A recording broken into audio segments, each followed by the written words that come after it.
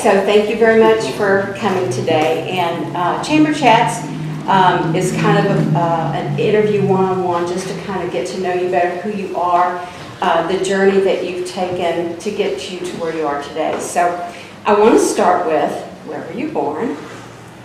I was born in a little farming town called Mesa, Texas, which is about 60 miles south of Lubbock.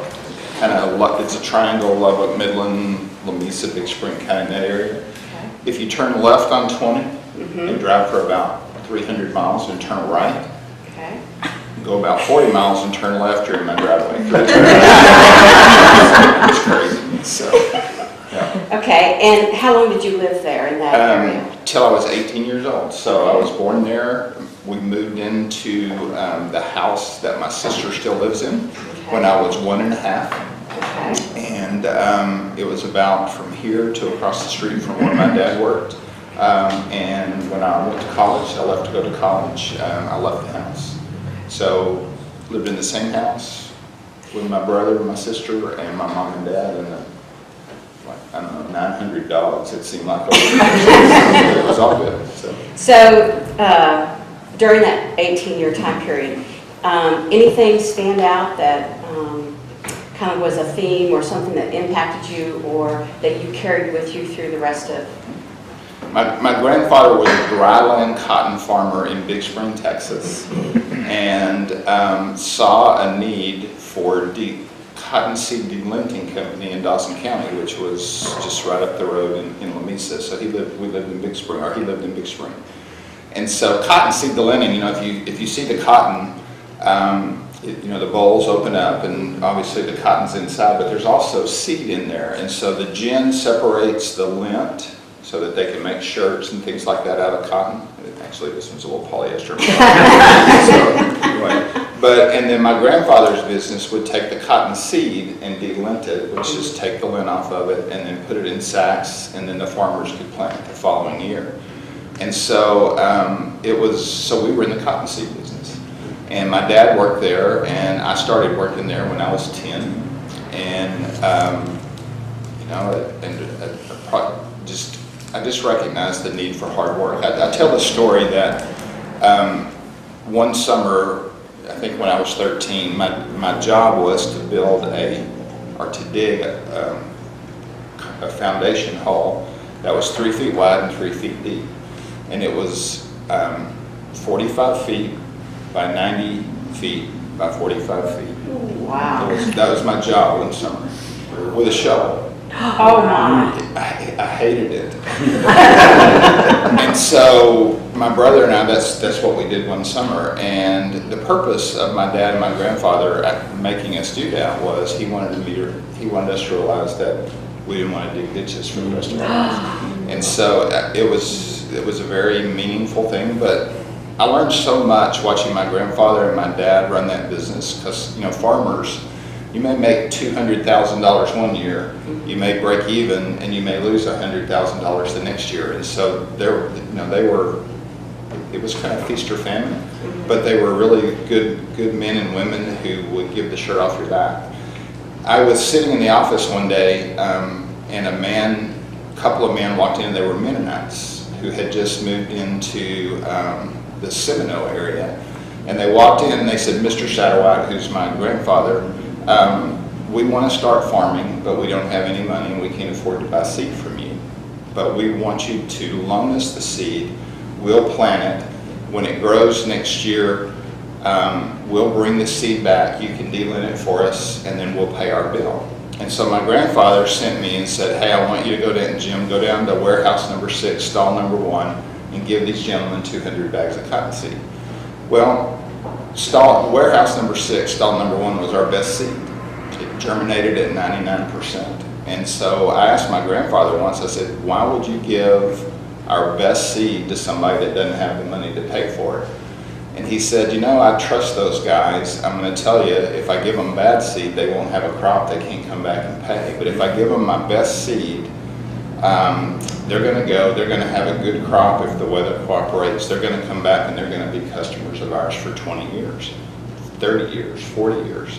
And that's exactly what happened. The next year they came in, they had a great crop, they paid their bill, and as far as I know, their descendants are still dealing in cottonseed with my sister, who still runs the business. So learned a lot about faith, hard work, loyalty, trust.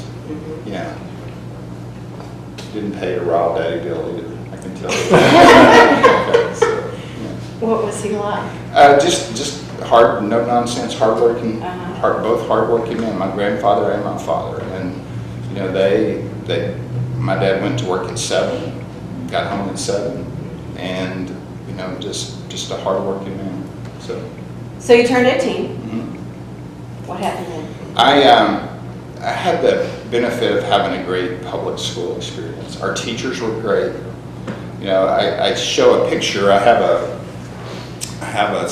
kind of a slide show that I show sometimes and talk about my story, and I show the picture of where I went to high school, and it just brings back so many fond memories because I was told I was smart in that building. I was pushed in that building. I was called a leader the first time in that building. And these were all educators who saw something in me that I didn't see in myself. One of the things I love about Mansfield is the history that Mansfield has with its former teachers and administrators, and we name our schools after those people. Asa Lowe was, in my understanding, a longtime choir teacher at Mansfield High School and an award-winning, unbelievable man. We named Asa Lowe Intermediate School after him. And he had a sign on his desk that said, if you don't see it before you see it, you'll never see it. And what that meant was, if you don't see potential in the child before that child sees potential in herself or himself, then they're never going to develop into that. And that's what I experienced in my school. I was called a leader. I was told I had potential. I was redirected when I needed to be redirected. We had a high school basketball coach there who, the years I played for him were his 28th and 29th year. He'd never had a losing season. Going into my senior year in high school, he had won 2 state championships. And you just wanted to play for it at Falls. And so I played basketball. My senior year in high school, we were undefeated state champs. We actually beat South Grand Prairie in the state championship game. Record was 34-0, and my junior year we were 29-3. So the 2 years I played varsity basketball, we were 63-3, which is not bad. And so I had some small school scholarship offers. So I took a scholarship to play at Angelo State University, and just wasn't happy there. And a lot of our friends from La Mesa went to Baylor. La Mesa had the First Baptist Church in La Mesa was just a very big, dynamic church. And the man named Bill Hardage was the pastor there. And his son, David Hardage, who's now the president of the Baylor General Convention, moved to La Mesa when he was in the 8th grade. And so David and I have been friends since junior high. And I went to see a Baylor football game.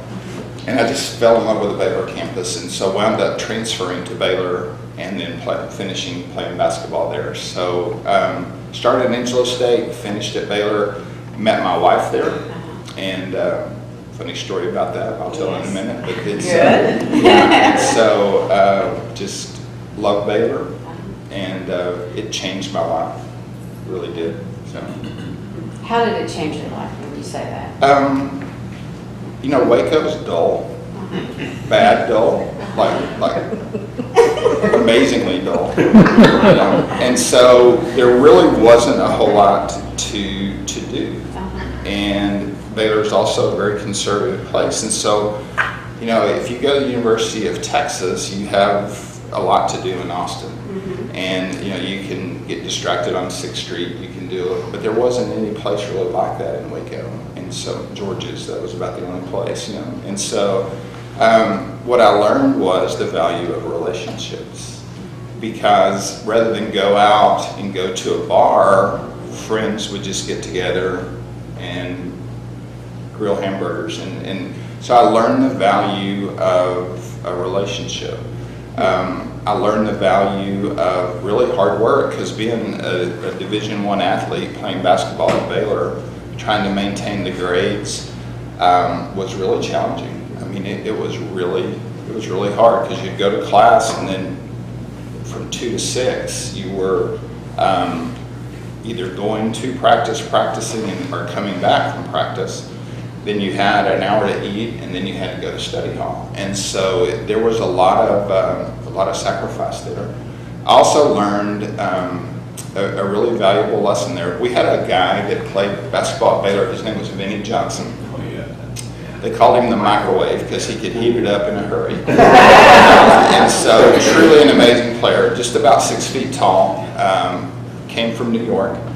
And I thought I was good until I met Mr. Johnson. And it's a true story. So we're in practice the first day, and we were doing this little guard drill where just help and recover type thing. And Vinny had a very flat shot, and so I knew he wasn't going to pass. So I left my man, and Vinny drove the lane. I left my man, and I jumped, and it's not a block shot, but it was just a tip. I mean, just a tip. And so I deflected his shot.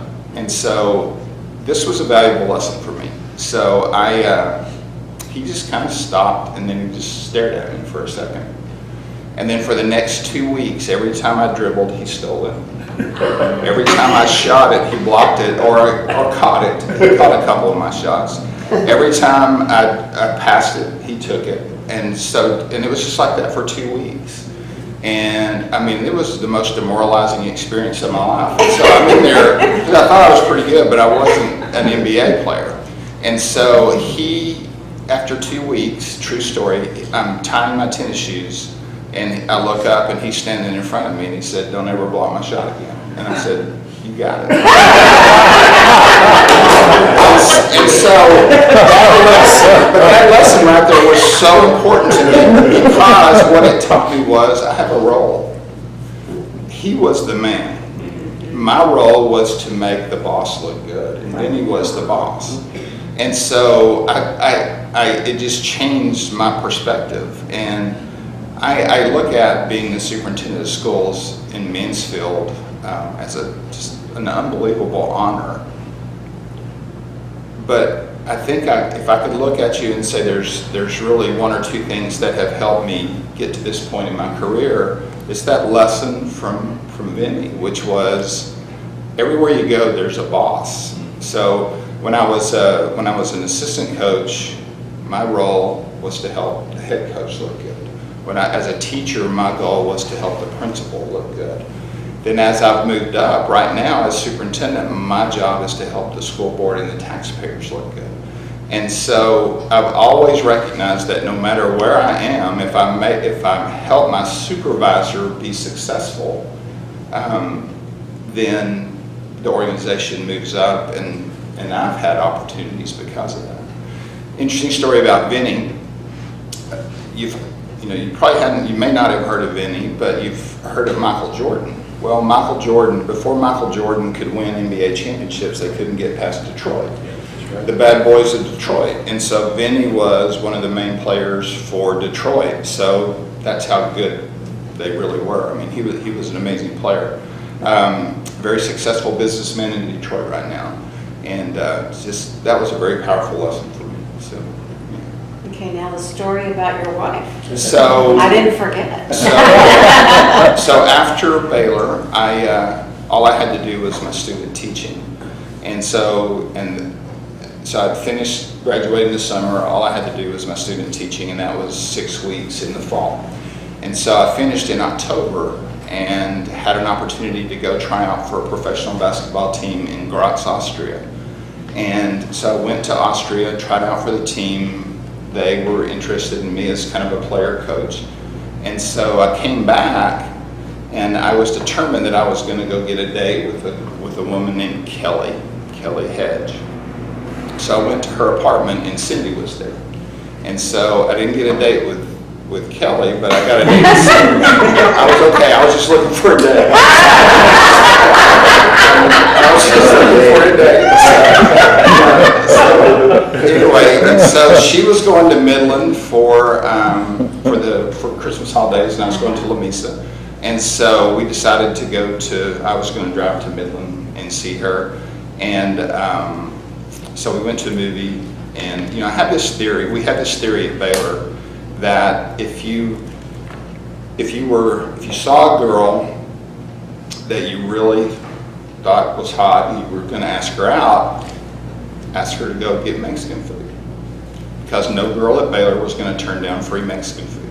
Okay? Now, but if you were going for the home run, you ask her to go to church, because no girl at Baylor was going to say no to church.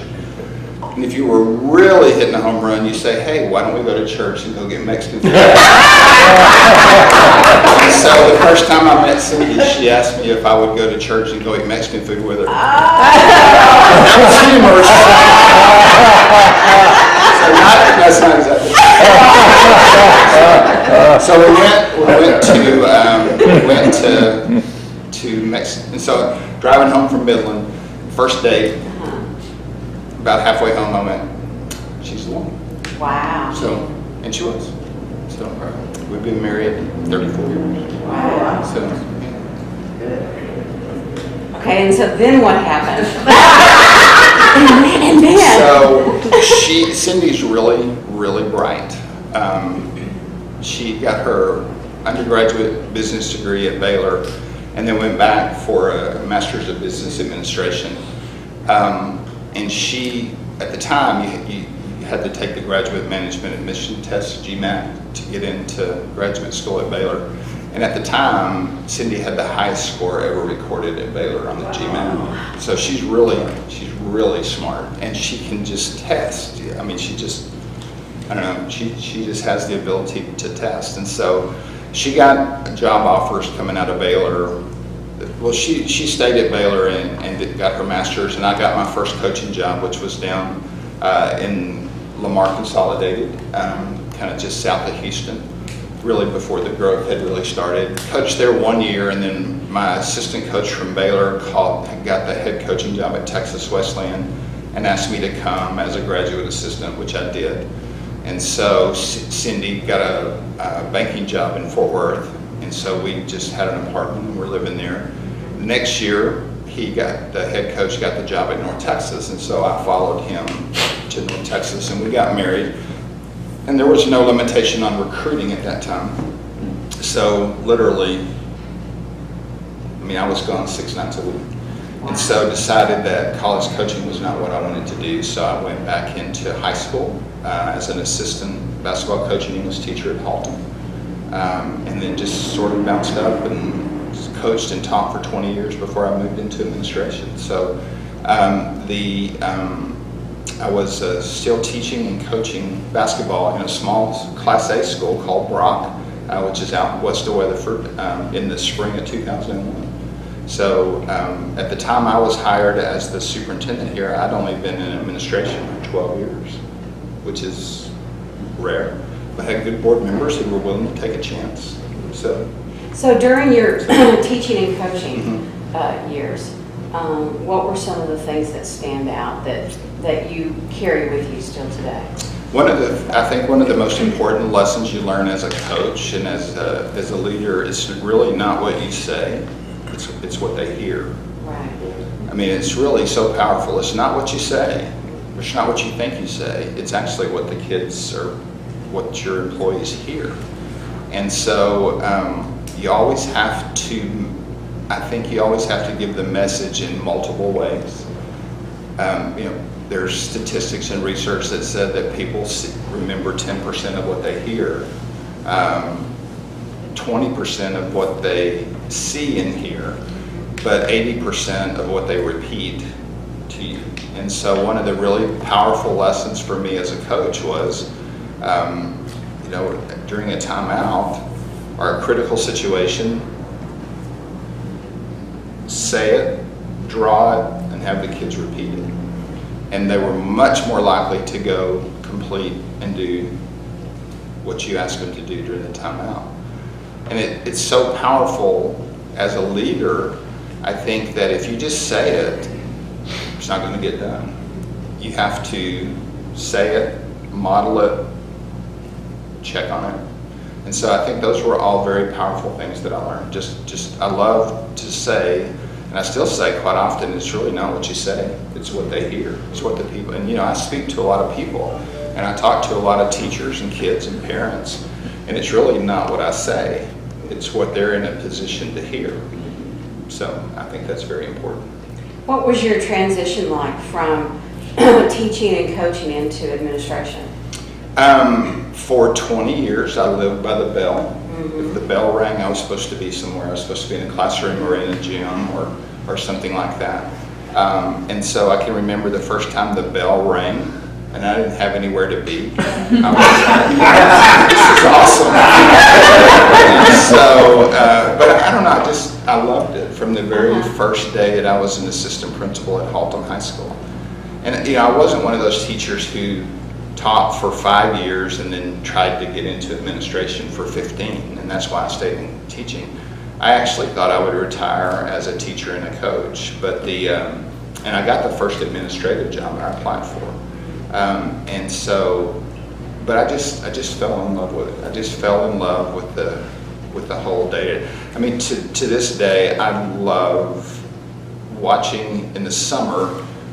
You'll drive by school and there's really nothing going on, and then the next day you'll drive by and the drum lines are practicing, and then the next day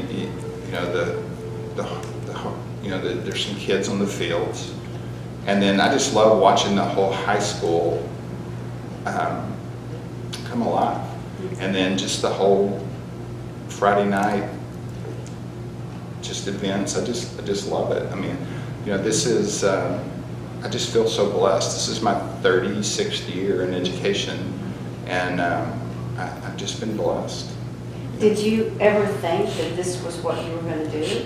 What did you think you were going to do? I thought that I would teach and coach really for the rest of my life, but I had a principal at Brock. They didn't have an assistant principal, so whenever he was out of town or had to leave, he would always ask me to would you if they need you, will you sub as an assistant principal? And I said, sure, I'll be happy to. And so, I still just primarily enjoyed the teaching and coaching piece, but he began to encourage me you should think about it. You should think about it. And so my kids, we have 3 boys. Chris, my oldest, is 28, and he's very bright, graduated from Weatherford High School, and then graduated from Baylor with a computer science degree. Not interested in basketball at all, and really smart. And so at Brock, he would have taken the last math course that Brock offered that he hadn't taken as a 7th grader in high school. And so he would have taken Algebra 2, which was the last math course they offered as a 7th grader, and he loved math. And so I didn't want him to go and put him in that environment where he was the basketball coach's kid, and the subject that he loved the most he was going to be done with by the time he was 7th grade. So that kind of motivated me to look into administration. And then my superintendent in Weatherford at the time, and again, I think this goes back to I really want to try to make my boss look good. I want to support the initiative, the direction of the leaders. And so Weatherford offered me a 9th grade center principal job, and I went back to get my doctorate at that time, and was there for 3.5 years, then went back to Haltom as a principal just for a short time, and then had an opportunity to move into central office. And then when Vernon Newsom retired and Bob Morrison got the job as superintendent here, a mutual friend suggested to Dr. Morrison that you should talk to Jim Vaszauskas. I think y'all would be a good team. And so we interviewed, and the opportunity to come to Mansfield was an incredible opportunity. So I'll finish here. I love this place. So it's in Brock, when I first went to Brock as a basketball coach, I had a veteran man there named Hoyt Deaver, who had raised all of his 2 boys and his daughter there. And he told me once, he said, Jim, if you want to be successful in Brock, you just need to remember 3 things. remember, one is people are looking at you because you're the head coach. And it's all about the churches, and it's all about the schools in this community. And if you'll keep those things in mind, that you're a role model, and if you'll involve yourself in faith-based institutions and you'll take care of our kids, you're going to be very successful here. And I hadn't always felt that way in my career about the places that I'd worked. I felt it at Brock, and I feel it here. This community is driven by its children. It's driven by family values. It's driven by some of the strongest faith-based institutions in the state and the country are here. One of the things that I love to do is periodically just go visit churches around our community, around the MISD, just to see our teachers and just to see our kids involved. Everywhere I go, our kids are involved, and our teachers are in the choir, or leading Sunday school, or delivering the service. I mean, it's an amazing thing. And so that's what I love primarily about Mansfield. I stayed in Brock for 10 years, and it just feels right. So. Now, I know that you've done some things while you've been here that have been growth opportunities. I know that you did the leadership, what was that? The national superintendent. Yeah. So, you know, something, I guess if I had to say something that I'm proud of, it's I really think I've been personal. I think I've been a lifelong learner. Mm-hmm. I got my bachelor's degree when I was 23, my master's degree when I was 27, my principal certification when I was 41. I finished my doctorate when I was 50, and then just finished the National Superintendent certification through AASA, which is the National Superintendent's Organization, when I was 60. And so I'm looking for what's next. I mean, I think, and one of the real benefits that I never would have thought of is, you know, when my kids watch their dad walk across the stage and get hooded with his doctorate, it sent a really powerful message to them. And so they're all talking about graduate degrees and continuing education opportunities, and that is something that I'm very proud of. So. And aren't you up for some kind of... Yes. What is that? Can you tell us about that? I can. So our board, there's in Texas, Texas is divided into regional service centers, and each region nominates a superintendent to be the superintendent of the year. So there's a selection committee that chooses each region's superintendent of the year, and I was fortunate enough to be chosen as Region 11 superintendent of the year. The board saw fit to nominate me. And then you go down and you interview with a committee of school board members from around the state. There were 7 school board members from around the state: Frisco, Stephenville, Aldine, Cypress, Fairbanks, Sunnyvale, and then there was one more. Church Cibolo down in the San Antonio area. And then they narrow it down to 5, and I was fortunate enough to be named one of the 5 finalists. And so we'll interview October 6th, and they'll announce October 7th the state superintendent of the year. And ironically, we also we nominated our school board for, and they were also chosen as Region 11 board of the year, which is really rare. I've never seen a situation where the school board and the superintendent were both named from the same school district. And then then they were also chosen as one of the honor boards, so they'll also be interviewing for state school board of the year. So I think they're going to win. So I have one more question, and then I'm going to open it out, so start thinking about what your questions are. But I have, my last question is more, what are your hobbies? What do you like to do when you're not working? So I have 3 boys. Okay. And so I like to cook things that teenage boys like to eat. And So I'm out of teenage boys, but Lynn's son goes to Baylor and I go down to Austin, so I'll make him some mac and cheese and drop it off at his house sometimes. But I like to cook, I really do.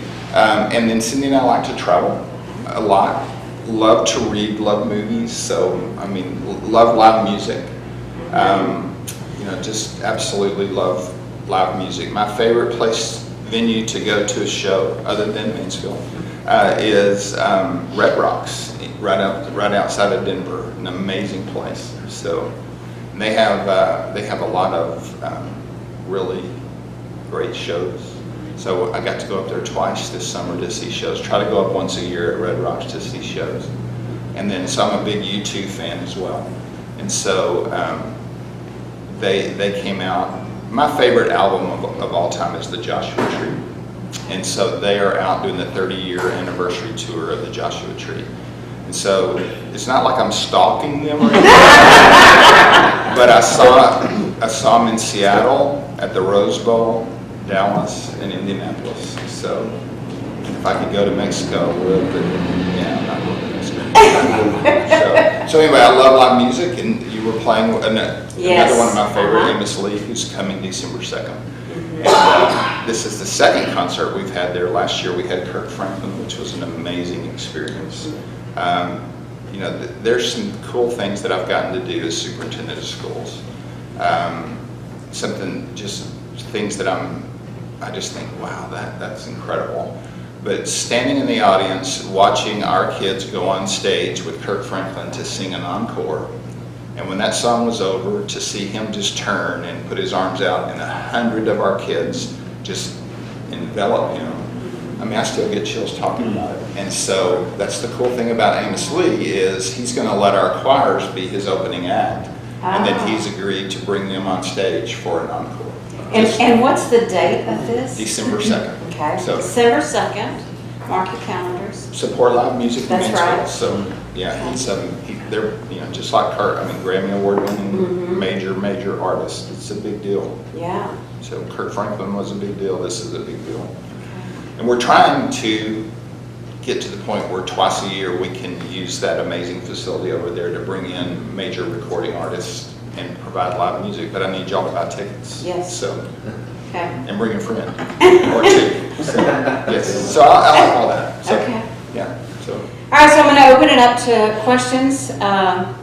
Mr. Lyman. I've been reading in the Star Telegram about the coaches' salaries. You having been a coach, did you have to take a pay cut when you took the superintendent job? So interesting story about my career as a coach. So I moved to Brock. Family of 4, and my starting salary in 1991 was $33,000 a year. We qualified for food stamps, and my wife still liked me. Obviously, we didn't use food stamps, but the thing that I've never really, I just loved coaching. And so I know our coaches are, for the hours that they put in and the lives they touch, they're fairly paid. And so it's coaching is such a unique job. I mean, it is fun, and it gets in your blood, and you cannot. It's hard to walk away from it. Just because it's just fun. It just really is. So, yeah. The development of someone. Yeah, just watching a squirrely 7th grader who, I mean, when I weighed in for freshman athletics, I was 5'5" and weighed 97 pounds. Wow. Yeah. The first time they put shoulder pads on me, they fell straight down because my shoulders were not big enough to stop just, and I was awful at it. But, I played at Baylor, and, I had made a contribution there. And so you just never know. And so that's the fun part about it, is just watching a squirrely little 7th grader that asks 9,000 questions a day I used to have a rule with those types of kids. I'd say, you get 3 questions today. And they'd go, why? I said, you got 2. And so, to watch them grow from that kid to just to be a leader is just really fun. And, the other piece to that is, when I got diagnosed with cancer, the first time, kids from Brock and Alvarado, just calling, texting, and just, I took a call from a young man that's serving as a parent liaison in Alvarado, in Everman. I coached him at Alvarado. His name is Jason Jarman. And, Jason's great job, married, raising his family, and, just coaching those young men and watching them turn into great dads was really fun. So, You mentioned your diagnosis of cancer. How did that impact your life? well, we had a very courageous board at the time because they named me the interim superintendent when Bob left, and then they named me the superintendent, and Terry was on the board. And 3 weeks after they named me the superintendent, I'd call them and say, hey, that little thing that I thought was just a cyst is actually not. It's cancer.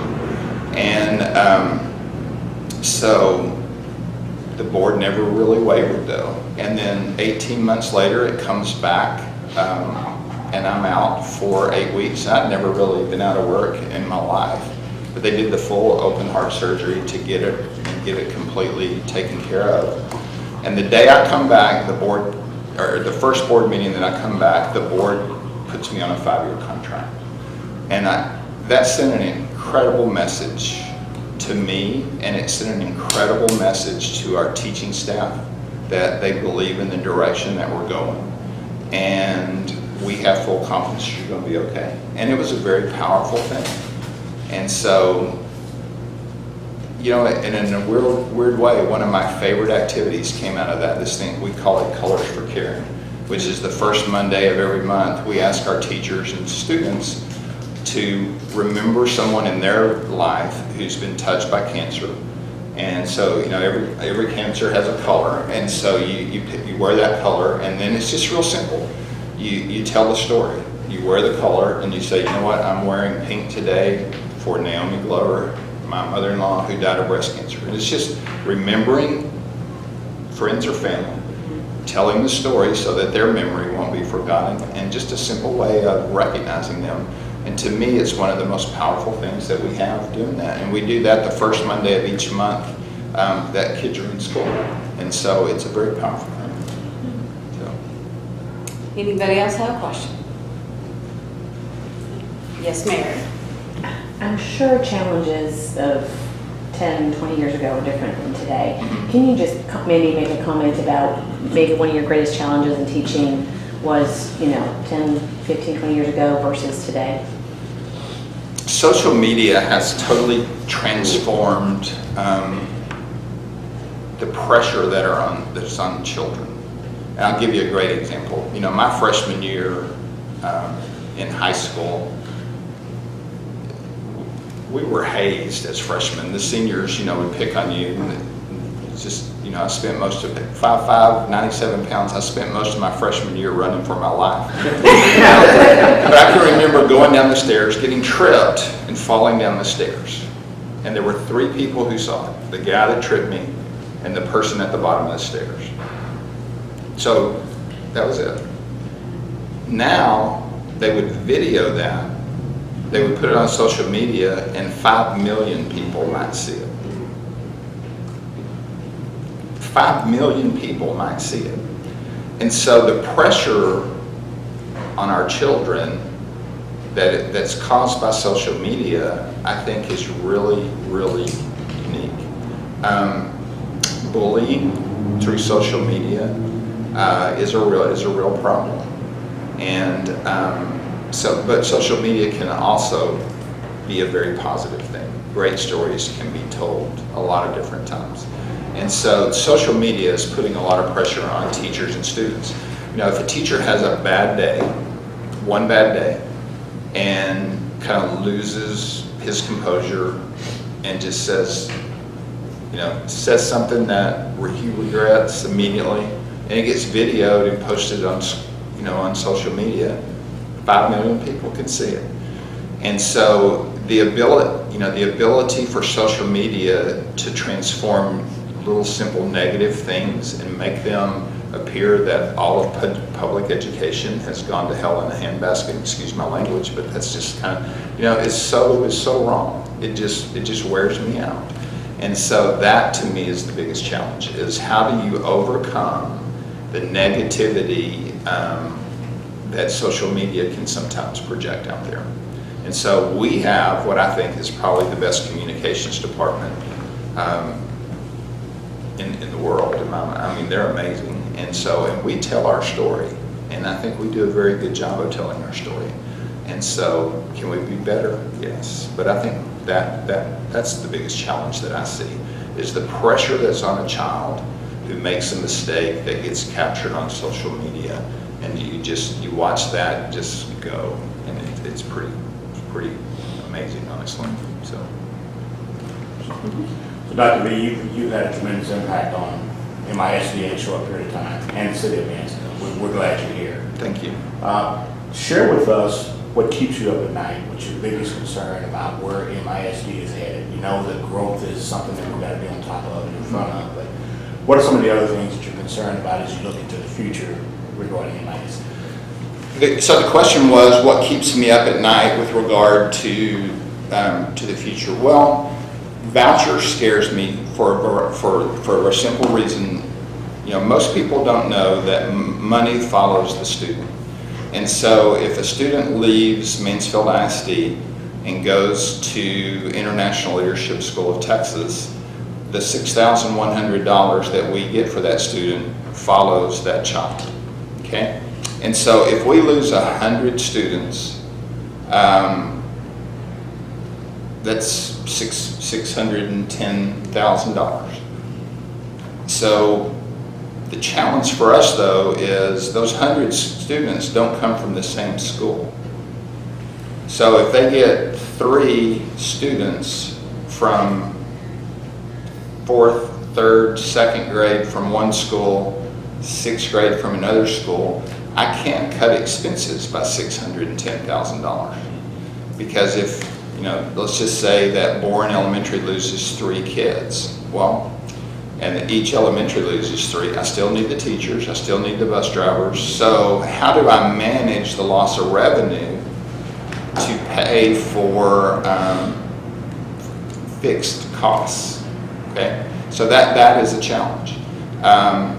If you look at the perception, and I showed this slide at our convocation, and we're about a year behind in getting this data from Texas Education Agency, but the retention rate for teachers in Mansfield ISD is 88%. The retention rate for the International Leadership School of Texas is 66%. Okay, that means 1/3 of their teachers leaves every year. And so what I love about Mansfield is good people come to Mansfield and good people stay. The other thing that I worry about is transportation. Every one of those yellow buses that you see, that's $100,000. They're $100,000. And so our fleet is old. And so trying to figure out a way to pay for the buses to renew the fleet, that keeps me up a little bit at night.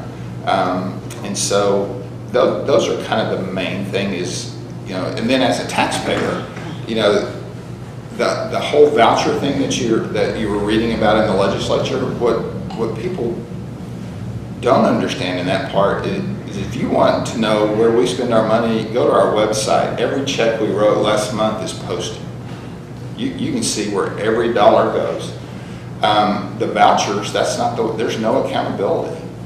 That money follows the child, and they don't have to meet the same standards that we do.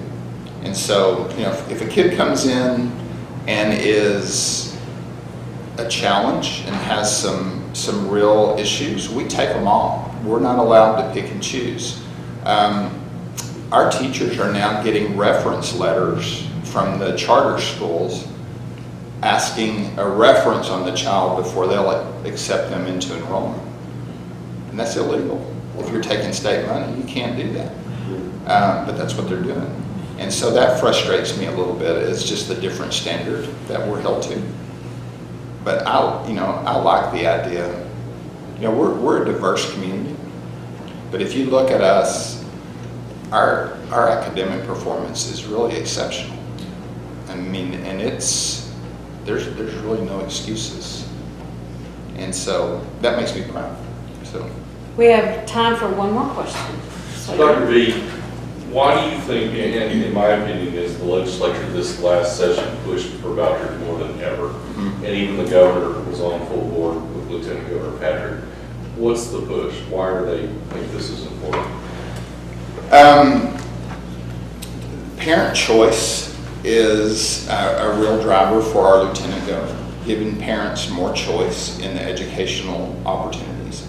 And so there are, according to what they say, there are situations in some school districts where people are trapped in a failing school. That's not Mansfield, because all of our schools are doing very well.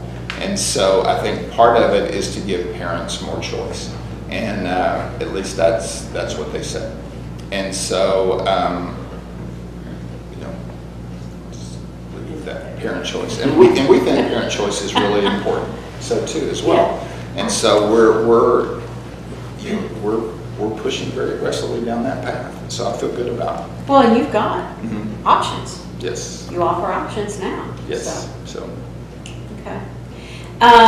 In order to be respectful of everybody's time, we've got a few minutes left. Is there anything that you want to close with, or any parting thoughts for us? So yes. Okay. I do. Everywhere I go, I hear people speak positively about the Mansfield community, the Mansfield ISD community. You have a special place, and I wasn't born here, wasn't raised here. I am very incredibly proud to be the superintendent. But when I was working in Brock, and when I was working in Alvarado, and when I was working in Eagle Mountain, Saginaw,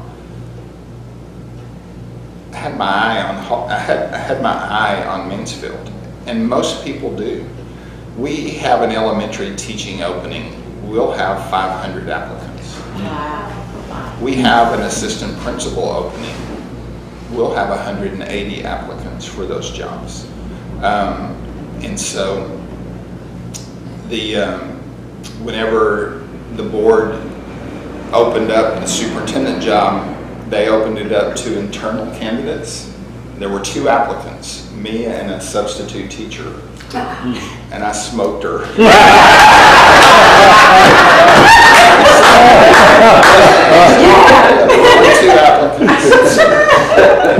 So it's a desirable district. People want to come here, and people want to be successful. And it goes back to the support that the community feels. And again, my pledge to you is to try to be a good steward of the position. Vernon Newsom, legendary superintendent. At the time when he retired, Bob Morrison was the perfect choice. He was the perfect choice for this school district. And he brought in some very innovative programs and really moved us forward and got the ball rolling. And I feel that we're in a really good place right now. And if you look at our academic scores, we're doing very, very well. Not just that. So what I hope to ask you to do is to get involved, and run for the school board, vote, serve on an advisory committee, stay involved, and ask questions, ask hard questions. And you know what? Because you deserve the right answer. And again, one thing I love about our district is our transparency. If you want to know how every dollar is spent, you can find it on our webpage. And if you want information, all you have to do is write a letter and ask for any information, and we're required by law to provide it for you if it's a record that we keep. And so we want to be very, very transparent.